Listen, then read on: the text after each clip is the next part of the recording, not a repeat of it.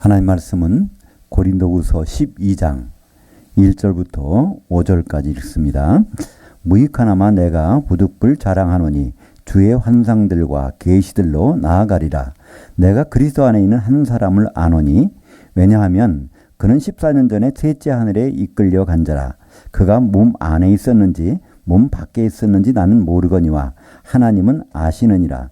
그리고 내가 이런 사람을 아노니 그가 몸 안에 있었는지 몸 밖에 있었는지 나는 모르거니와 하나님은 아시느니라. 왜냐하면 그가 그 낙원으로 이끌려가서 말로 표현할 수 없는 말들을 들었으니 사람에게 가히 이르지 못할 말들이로다. 내가 이런 사람을 위하여 자랑하겠으나 나를 위하여는 약한 것들 외에 자랑하지 아니하리라. 오늘 말씀을 가지고 낙원은 어떤 곳이고 어디에 있을까라는 제목으로 말씀을 나누겠습니다. 우리가 여러 가지 이제 대화를 하다 보면 이 단어만 가지고도 이렇게 좋은 단어, 나쁜 단어 이렇게 생각하게 되죠. 낙원 하면 좀 좋은 기분이 듭니다. 낙원. 한자어로 된 우리말 번역의 낙원도 즐거울 낙자를 쓰지 않습니까? 그러니까 즐겁고 고통이 없고 슬픔이 없는 곳을 우리는 낙원이라고 하죠. 이 성경에도 이 낙원이라는 단어가 나오는데요. 많이는 안 나옵니다. 오늘 우리가 읽은 고린도후서에 나오고 또 누가복음 23장 43절에 나오고 그리고 요한계시록 2장 7절에 딱 낙원이란 단어는 성경에서 세 가운데밖에 안 나오는데요.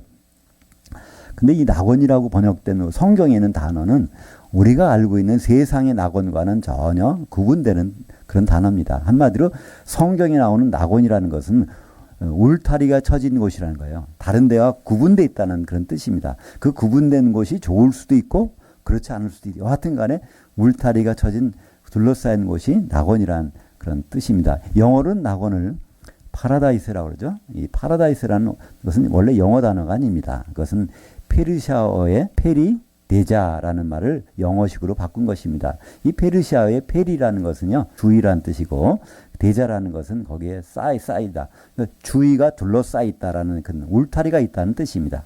그 울타리가 있으면 다른 데와 격리되어 있고 보호가 되는 그런 장소죠. 그래서 성경에서는 이 다른 데와 분리되고 격리되어 있는 보호된 장소가 있는데 그것을 이제 우리말 성경에서는 낙원이라고 이렇게 번역을 하고 있습니다. 성경에서 이 낙원은 두 종류입니다. 세 곳에 나오지만 두 종류가 나오는데요. 하나는 하늘들에 있고요. 또 하나는 셋째 하늘에 있습니다. 우리가 이 하늘을 구분할 때 참 어려운 부분이 있어요. 왜냐하면 성경이 원래 하나님이 주신 말씀 가운데는 하늘들과 하늘을 구분해서 기록을 주셨는데 이것이 바뀌어오면서 보다가 영어만 해도 어떤 경우는 하늘들이 살아있고 근데 어떤 데는 혼동하고 있는데 우리말 성경에 와서는 하늘들이 빠져버립니다. 어디 가도 하늘들이 없기 때문에 도대체 하늘들이라고 말씀드리면 이게 뭐를 말씀하는지를 알 수가 없단 말이죠. 근데 신기하게도요. 성경의 첫 장 첫 절 창세기 1장 1절에 보면 하늘들이 나옵니다. 태초에 하나님이 천지를 창조하시느라를 원래 제대로 번역하면 하늘들과 땅을 창조하셨다 되어 있습니다. 하늘들이라고 되어 있어요. 히브리 말로는 이 하늘, 단수의 하늘은 샤메, 이 쌍수의 하늘은 샤마임인데 샤메를 창조하신 것이 아니라 샤마임을 창조하셨다는 것입니다. 그러니까 하나님은 원래 샤메의 하늘, 단수의 하늘에 계셨어요. 근데 거기에 하늘들을 창조해 놓고 거기다 땅도 창조해 놓으신 것이 창세기 1장 1절입니다. 그렇기 때문에 이 하늘들은 복수로 표현되지만 실제는 쌍수입니다. 두 개밖에 없다는 거예요. 우리가 신발 가게에 가서 신발 달라고 그럴 때 그 한 짝 안 주지 않습니까? 반드시 그걸 같이 줍니다. 안경점에 가서도 같이 주는. 바로 이 히브리 말에는 이 쌍수의 단어가 있는데 거기에 들어가는 단어가 이 샤마임이라고 하는 하늘들이죠. 그래서 일반적으로 사람들은 이렇게 얘기를 합니다. 오늘 보니까 셋째 하늘이라는 말이 나왔기 때문에 하늘은 3층으로 되어 있나 보다. 그래서 우리가 보는 이 눈으로 보이는 새가 날아다니는 이 하늘을 첫째 하늘 이것을 스카이라고 하고 또 눈에는 안 보이지만 우주선을 타고 가서 볼 수 있는 것을 스페이스라고 그러고 그 다음에 그 너머에 있는 하나님 하늘을 헤븐이라고 해서 보통은 이렇게 스카이, 스페이스, 헤븐 구분해 가지고 3층으로 되어 있다고 주석책에 설명이 나온 데도 있어요. 이건 성경적이 아닙니다. 왜 그렇죠? 왜냐하면 첫째 하늘, 둘째 하늘, 보이는 하늘과 보이지 않는 하늘은요, 이거는 갈라지는 것이 아니라 공존하고 있기 때문에 그렇습니다. 하나님은 천지 만물을 창조하실 때, 하늘들을 창조하실 때 눈에 보이는 것만 창조하셔서 하나님이 일을 세울 수가 없습니다. 영적인 존재가 같이 움직여야, 왜냐하면 우리도 영적인 존재이기 때문에 그 천사도 있어야 되고요. 그 영적인 존재가 같이 움직이는, 그래서 창조할 때부터 하늘들을 창조하셨죠. 우리가 제가 이 컵을 들고 나왔는데, 이 컵을 보시면 여기 커피가 들어있습니다. 제가 좀 약하게 탔는데요. 근데 이걸 만들 때요, 완전 100% 물이었습니다, 이게. 물은 안 보이잖아요. 근데 커피 분자를 집어넣었더니 커피 가루가 쫙 퍼져가지고 이 커피 가루가 다 이 물만큼 공간을 다 차지합니다. 그러니까 커피 분자가 차지하는 부피나 물이 차지하는 부피나 똑같잖아요. 그죠? 그것처럼 여기에 하늘들이라는 곳은요, 여기에 하나님 아버지도 여기 와 계시거든요. 천사도 여기 와 있단 말입니다. 천사가 여기 반드시 와 있어야 돼요. 천사가 여기 와 있지 않다면 이건 큰일입니다. 히브리서 1장 14절에 보면 모든 천사들은 하나님 부리는 영으로서 구원받은 상속자를 도와주라고 보내신 것이 아니냐 그랬더니, 천사의 사명은요, 구원받은 사람이 있다면 거기 가 있어야 돼요. 우리 눈에는 안 보이지만. 그러니까 우리 예배 드리는데 구원받은 사람이 한 분이라도 계시다면 그럼 여기 천사가 와 있는 건 당연한 겁니다. 그러나 그 천사는 눈에 안 보이는 하늘에 와 있기 때문에 우리는 그를 보지 못하는 것이죠. 예수님도 이렇게 말씀하셨어요. 기도를 가르쳐 주실 때 하늘들에 계신 아버지께 기도하라는 겁니다. 근데 우리말 성경은요, 하늘에 계신 아버지께 기도하라고 되어 있죠. 하늘에 계신 아버지여 이렇게 기도하라고 되어 있는데, 그건 번역이 잘못된 겁니다. 하늘들에 계신 아버지께. 그 말은 무슨 말씀일까요?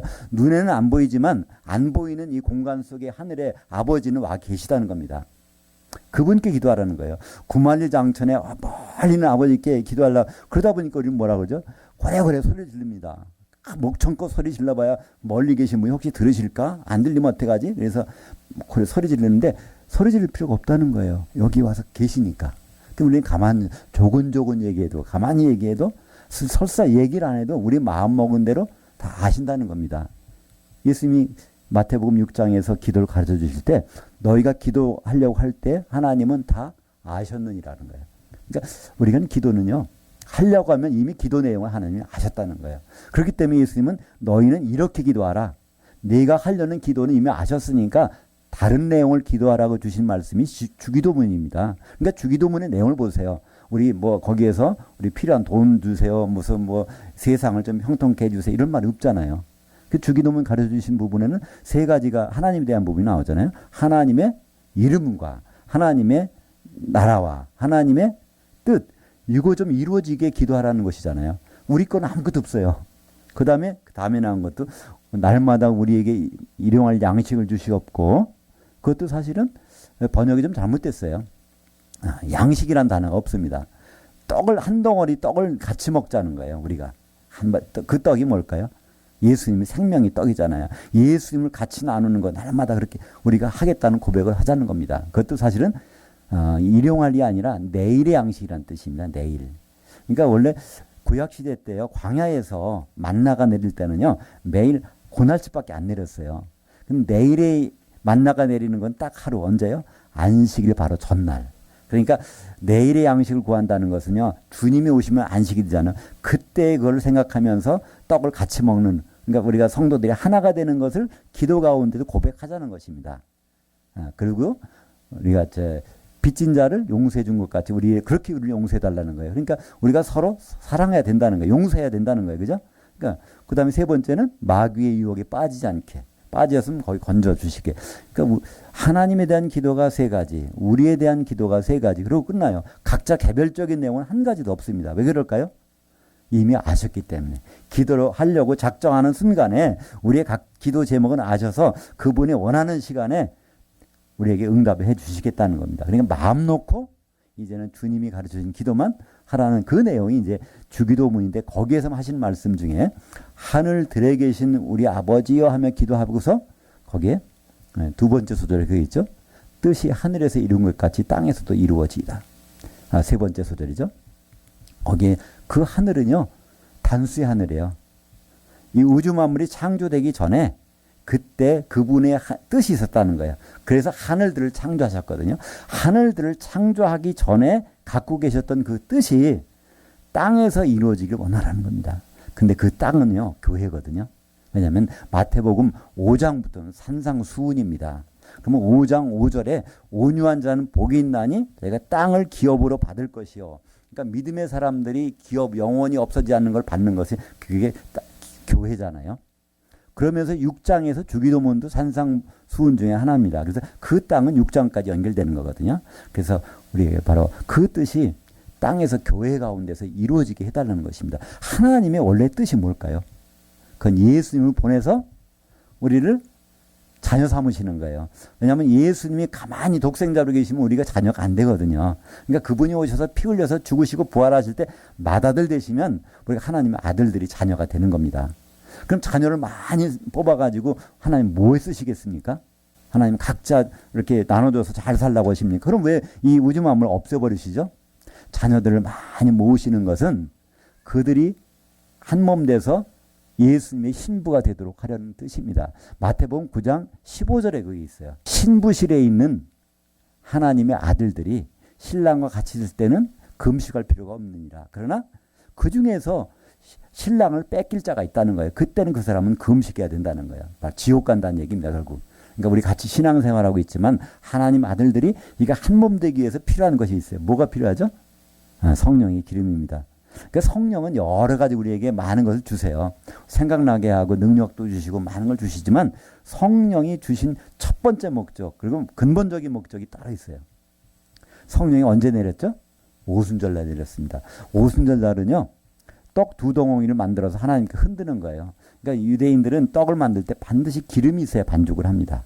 그래서 오순절날 사도들이 떡 한 덩어리가 됐고 성도들이 3,000명이 떡 한 덩어리가 돼서 그날에 흔들린 2개의 떡이 흔들려서 오순절이 완성된 겁니다. 지금 오순절날 떡 흔들 필요가 없어요.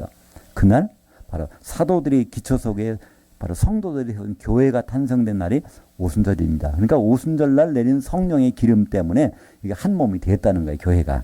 그래서 이 기름이 없이 신부실에서 이 교회에서 있다는 것은요, 엄청난 리스크입니다. 그 길이 뻔하잖아요.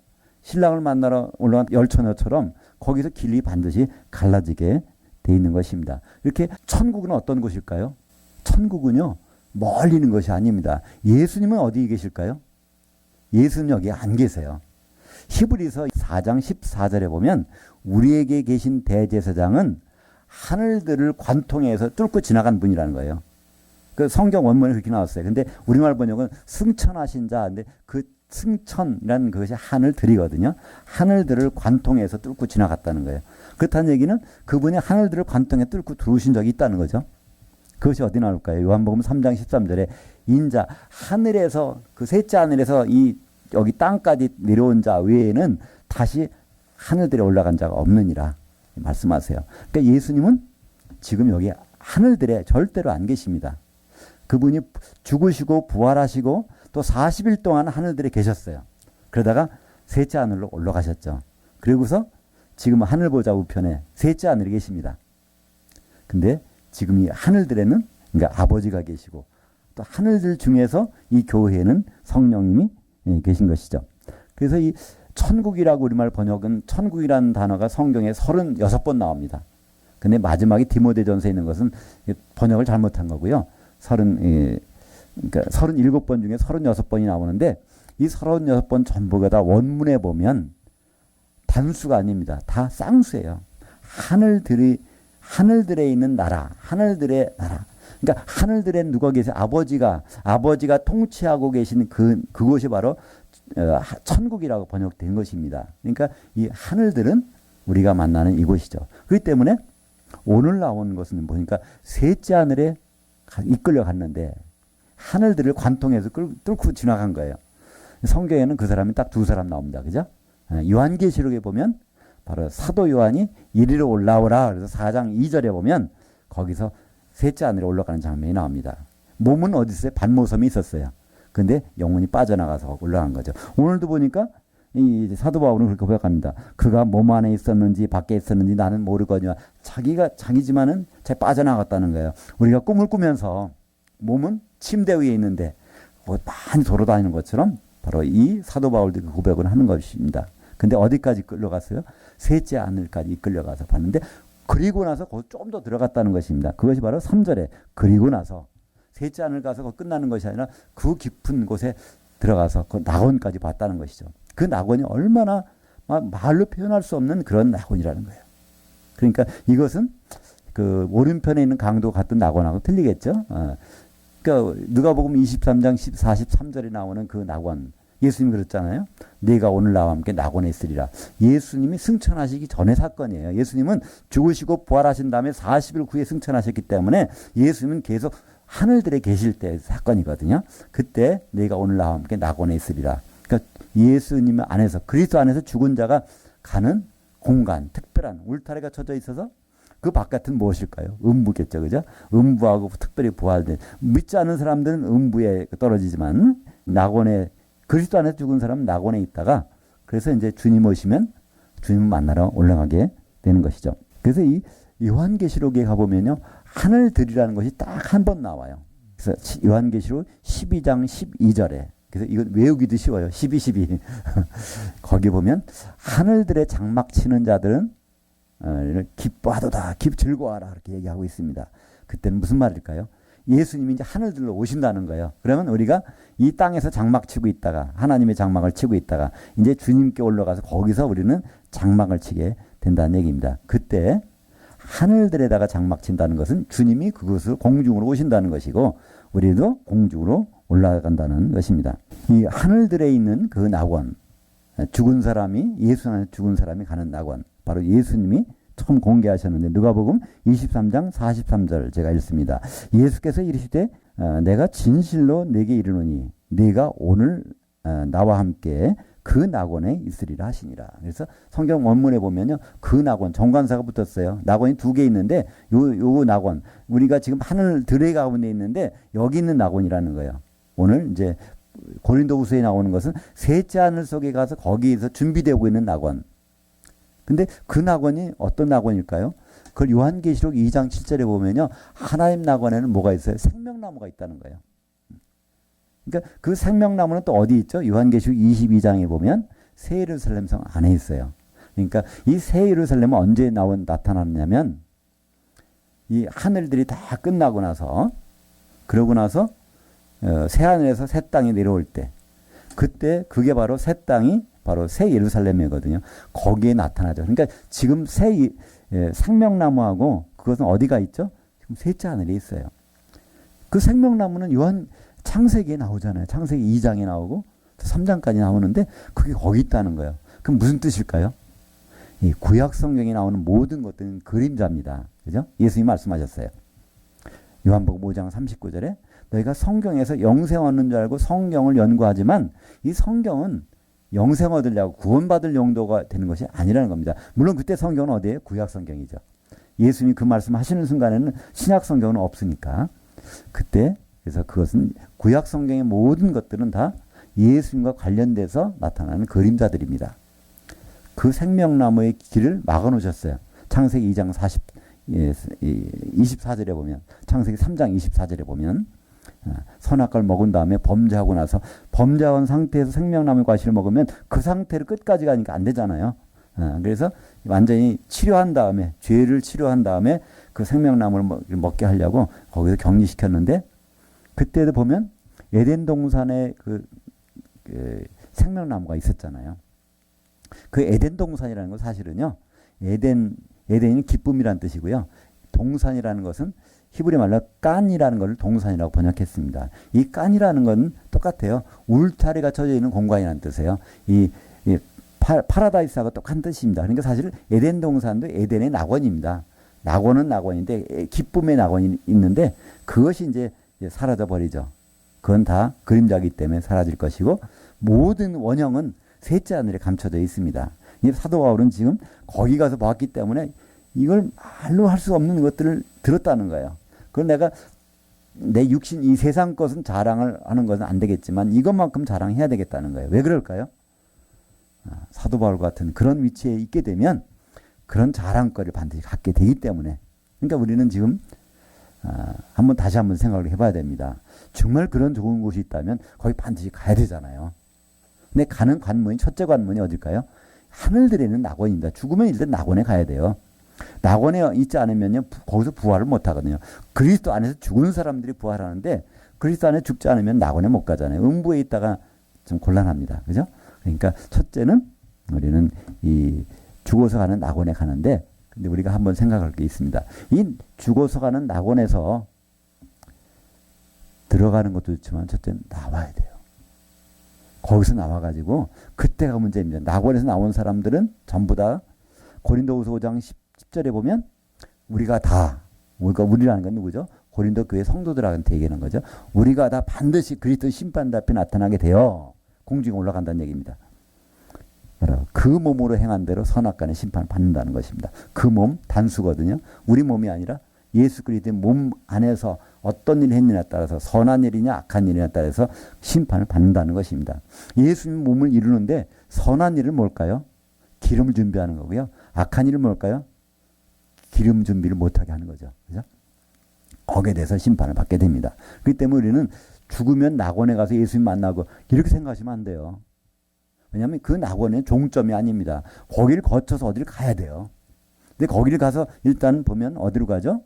혼인잔치에 들어가서 천년왕국에 들어가는 사람이 있는가 하면 거기에 못 들어가는 사람들은요, 불바다에 던져지거든요. 그 불바다는 어디죠? 바로 지옥이라고 하는 곳입니다. 천년 동안. 그러니까 우리가 낙원에 들어가서 난 예수님 안에서 죽었으니까 이제 공중에 올라가면 끝이다. 아닙니다. 거기서 갈라지는 것. 그런 다음에 거기만 가면 그 다음에 예약되어 있는 데가 있어요. 이미 예약을 해 놓으셨어요. 왜냐하면 천년왕국이 지난 다음에는 그들은 다 심판 자리에 서 있잖아요. 백보자 심판대에 쭉 있다는 거예요. 천년왕국. 그들은 천년 동안 제사장에 대해 왕노릇 했었고 심판 자리에 앉았더라. 그 심판대는 백보자 심판대잖아요. 그러니까 백보자 심판대를 통과를 해야 불못에 안 들어가고 새 예루살렘에 들어가서 생명나무를 맛을 보는데, 이것은 그 사람들 심판하는 자리에 있는 사람들이니까 이거는 뭐 불못에 들어갈 일은 전혀 없잖아요. 둘째 사망의 해를 받지 않는다는 겁니다. 그렇기 때문에 일단 우리가 준비할 것은요, 낙원에 들어갈 때 우리가 죽기 전에 해야 될 일이 있어요. 죽은 다음엔 방법이 없어요. 죽기 전에 뭘 준비해야 되죠? 기름을 가지고 돌아가셔야 돼요. 기름이 준비 안 된 상태에 돌아가시면 큰일 납니다. 그럼 그 결과를 우리는 알 수 있잖아요. 마태복음 25장에 열처녀의 비유. 등을 들고 신랑을 기다린, 예수 믿는 자들. 등을 기름을 준비한 사람과 그렇지 않은 사람들. 그 다 죽은 사람들이에요. 그 졸며 잘새 자고 있는데 나팔 소리가 들려가서 깨서 공중에 올라가서 그때의 장면이 안에 들어가고 다섯 처녀는 내가 너를 모르겠다 그래서 쫓겨난 장면이 나오는데요. 이 곳이 가기까지 있는 곳이 바로 낙원입니다. 첫 번째. 하늘들에 있는 낙원은요, 어떻게 보면 대기소입니다. 대기할 때. 시험 보는 대기소예요. 시험 보는 대기소에 가는 사람이 전혀 시험 준비 않고서 앉아있다 보세요. 어떤 회사에 입사시험을 보는데, 필기시험 합격했어요. 그래갖고 이제 면접을 보는데, 면접을 보러 가서 면접에 관계되는 질문 내용도 생각하지 않고 그냥 가만히 앉아 다른 생각하다가 면접관한테 무슨 말을 듣겠습니까? 그러니까 우리는 낙원에 갈 때 잘 준비하고 가야 돼요. 그럼 간단한 준비죠. 바로 성령의 기름이 준비 안 된다면 그것은 참 거기 와서 마음고생 해봐야 아무 소용없거든요. 거기선 일단 낙원에 가 있으면 뭐 낙원은 낙원, 음부와는 별개 분리된 곳이지만 거기선 나와야 됩니다. 예수님 오실 때. 그래서 예수님 만나서 할 생각을 생각해 보시면 지금 생각이 바뀌어질 수밖에 없지 않습니까? 우리가 모르고 지나간다면 그냥 갈 수 있어요. 그러나 우리가 첫 번째로 갈 낙원이, 하늘들에 있는 낙원은 반드시 거기서 나와서 예수님을 만나서 성령의 기름이 있는지 없는지를 심판받게 된다고 하면 죽기 전에 반드시 그것만큼은 해야 됩니다. 다른 일은 참 접어두세요. 교회 봉사, 기도, 전도 뭐 하는 것, 그것도 중요한 일이겠지만 일단 그건 접어두세요. 그거 아무리 많이 해야 돼요. 기름이 준비가 안 되면 가는 곳은 뻔해요. 요한계시록에서는 그것을 불 섞인 유리바다라고 합니다. 요한계시록 15장 2절에 보면요, 불 섞인 유리바다 위에서 찬송 부르는 사람들이 있어요. 환난 통과해서 나온 믿음의 사람들, 기름 준비한 성도들은 그 공중에서 찬송을 부르고 있는데 불 섞인 유리바다 속에 던져지는 사람이 나옵니다. 요한계시록 18장 21절에 보면 큰 성 바벨론이 거기 던져져서 보이지 않더라는 거. 얼마 동안? 천년 동안. 천년이 지나면 요한계시록 20장 13절에 그 바다가 죽은 자들을 내주매 그때 나와가지고 생명책 이름이 없는지 그걸 보게 되는 것이죠. 우리가 그 지경까지 가면 안 되지 않습니까? 그러니까 우리는 그냥 백보자 심판 때는 심판 자리에 앉는 걸 일단 생각하세요. 그러면 그 자리에 앉으려면은 우리는 첫째 부활, 제일 좋은 부활에 참여해야 되고 제일 좋은 부활이라는 것은 혼인잔치에 들어가는 부활입니다. 혼인잔치에 들어가려면 기름이 준비되어야 되는 것이죠. 그래서 이 요한계시록에 보면 2장 7절에 이 하나님 나라, 이기는 자는 하나님 나라에 있는 생명나무의 열매를 주어서 먹게 한다는 거예요. 근데 요한계시록에서 이기는 자는 뭘까요? 요한계시록에 이기는 자라는 말이 8번이 나옵니다. 각 교회 말씀하시면서 이기는 자가 나오고요. 마지막에 정리해서 요한계시록 21장 17절에 보면 이기는 자는 하나님의 아들로 인정해 주시겠다는 거예요. 그러니까 하나님 아들들이 돼야 한 몸이 돼서 신부가 되니까.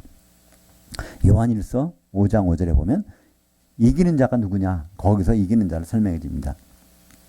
이기는 자, 세상을 이기는 자는 예수께서 하나님의 그 아들이심을 믿어야 된다는 거예요.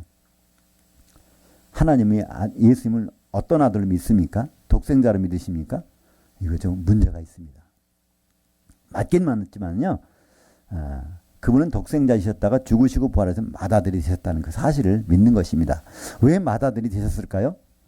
하나님 많은 자녀들을, 아들들을 얻으신다는 그 믿음이 있어야 됩니다. 그럼 왜 하나님이 많은 아들들을 얻으실까요? 바로 에베소서 1장 4절부터 5절까지는요. 그 하나님 그리스도로 말미암아 우리를 아들들을 삼으신다는 얘기가 나와요. 그 에베소서 1장 6절에 보면 그 이유가 나옵니다. 이는 왜냐하면 하나님의 은혜의 영광을 찬송하기 위해서 하나님의 은혜의 영광이 울려 퍼지는 할렐루야의 찬송이 언제 울려 퍼질까요? 요한계시록 19장에 바로 7절에 가면 6절에 나오죠. 할렐루야. 하나님이 드디어 통치하셨도다. 통치가 끝났다는 거야. 하나님 통치가 완성돼서 그 결과물이 나오는데 요한계시록 19장 7절에 보면 뭐가 나오죠? 어린 양이 그러니까 어린 양의 혼인식이 준비됐다는 겁니다. 아내가. 그게 바로 할렐루야 찬송이, 영광이 찬송이라는 거예요. 그것이 바로 에베소서 1장 6절에 나오는 하나님의 아들들을 만들어 놓으신 이유가 설명되고 있습니다. 그 결혼식을 위해서 한 세마포 옷을 입고 있는 성도들, 그걸 위해서 바로 자녀 아들들이 만들어졌고, 아들들을 만들기 위해서 예수님은 맏아들이 되셨고, 맏아들이 되시기 위해서 독생자로 오셨고, 이 모든 것들이 이루어진다는 것입니다. 그래서 우리는 낙원에 갔다가 나와서 할 일들, 그러니까 낙원에 들어갈 때 반드시 준비해야 될 거 뭐라고요? 기름 준비를 하고 낙원에 들어가야 됩니다. 그는 다른 거는 일단은 다 젖혀두세요. 그래도 예수님이 찾는 건 그것뿐이잖아요. 신랑을 기다리던 열처녀가 예수님 만났을 때 그거밖에 기운이 없어요. 그러한 이 요한계시록 22장 2절에 보니까 길 가운데로 강이 흐르는데 강 좌우에 생명나무가 있어 12가지 열매를 맺되 달마다 그 열매를 맺으니. 그래서 생명나무가 나오는 것. 예루살렘, 새 예루살렘 성 안에 드디어 생명나무가 있습니다. 그렇다면 그것은 요한계시록 2장 7절에서는 하나님의 낙원에는 생명나무라고 돼 있어요. 그죠?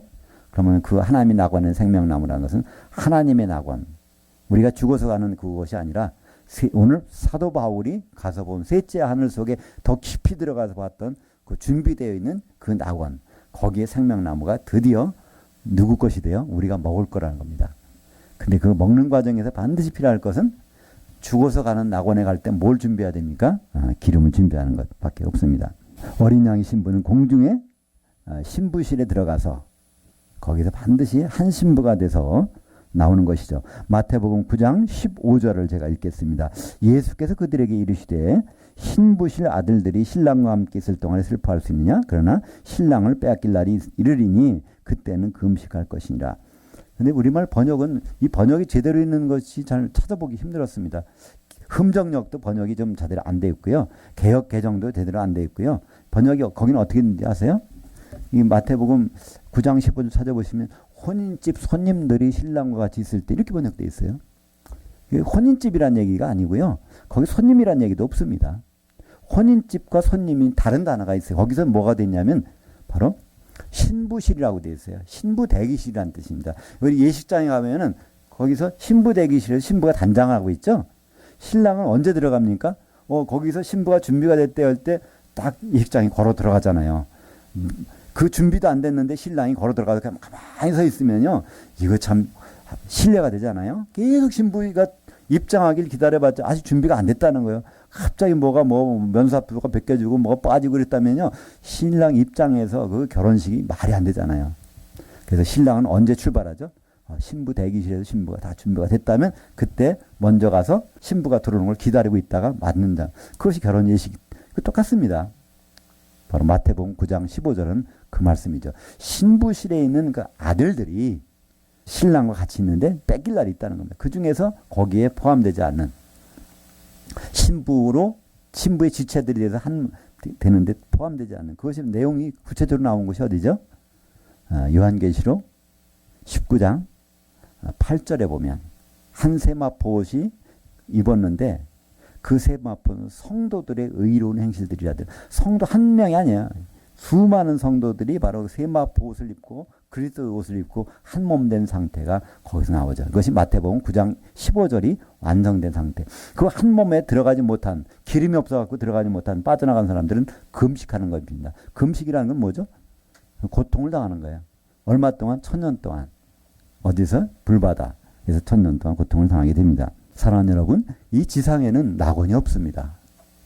근데 진짜 낙원은 이제 죽게 되면 바로 우리가 해야 됩니다. 우리가 그리스도 안에서 사신 분들은요, 죽으면 거의 예약할 필요도 없어요. 예수님이 다 예약을 해놓으셨어요. 누구부터 예약했을까요? 오른쪽에 있는 강도부터. 내가 오늘 나와 함께 낙원에 있으리라. 그러니까 그리스도 안에서 죽으면 반드시 가는 곳은 낙원에 갑니다. 거기서 기다리고 있다가 이제 예수님 만나야 되는데 그때 기름이 없다면요. 이거는 생명나무가 있는 셋째 하늘에 준비되고 있는 낙원에 갈 수가 없어요. 그러나 그때 준비가 됐다면 이것은 그것까지도 예약이 돼 있다니까요. 천년왕국 뒤에 심판 자리에 앉은 사람이 왜 불못에 갑니까? 그죠? 당연히 새 예루살렘에 가게 돼 있어요. 그죠? 새 예루살렘 안에는 생명나무가 있으니까. 그러니까 그것이 바로 오늘 사도 바울이 봐서 말로 표현할 수 없는 곳. 그 셋째 하늘 속에 있는 준비되고 있는 그 낙원. 그것이 우리가 갈 수 있는 종착역이 되는 것입니다.